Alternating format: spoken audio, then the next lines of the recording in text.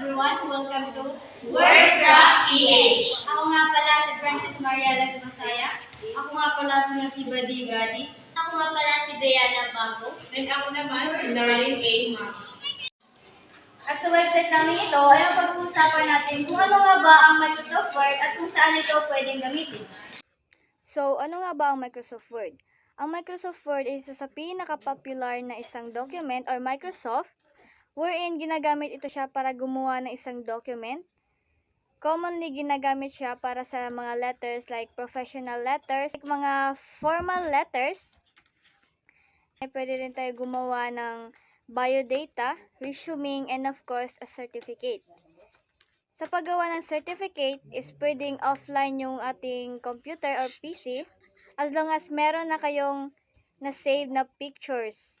Because yung design is makukuha nyo lang siya sa insert. Kayo gumamit ng shape para makagawa ng isang design. So, sa tutorial natin ito ay mapag-uusapan natin kung paano gamitin ang double spacing. Ang double spacing ay mainly ginagamit siya sa mga test papers wherein binibigyan ng isang space yung mga student para doon masulat yung mga ideas o yung mga sagot nila. So first, pupunta tayo sa Microsoft Word and then pipindutin natin itong blank document wherein dito tayo mag-i-edit and magsusulat. First is magta-type tayo dito para malaman natin kung paano gamitin yung double spacing. First is magta-type tayo o gagawa tayo ng isang sentence like pangalan.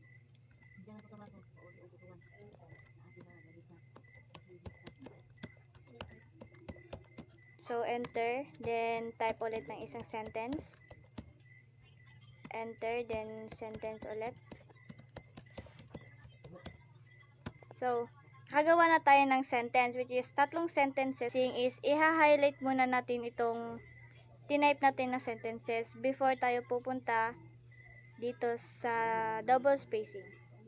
Makikita natin dito yung line spacing wherein pipindutin natin itong arrow. Then, click the double because ito yung topic natin. Then, dito sa at, click lang natin yung arrow na paakyat. Then, number 2. Because, double spacing tayo. Kaya, number 2. So, click OK. So, as you can see, is, nag-iba yung gap nilang tatlo. Wherein dito sa space nito is mabibigyan ng space wherein isusulat ng mga student nila isusulat yung ideas or sagot nila.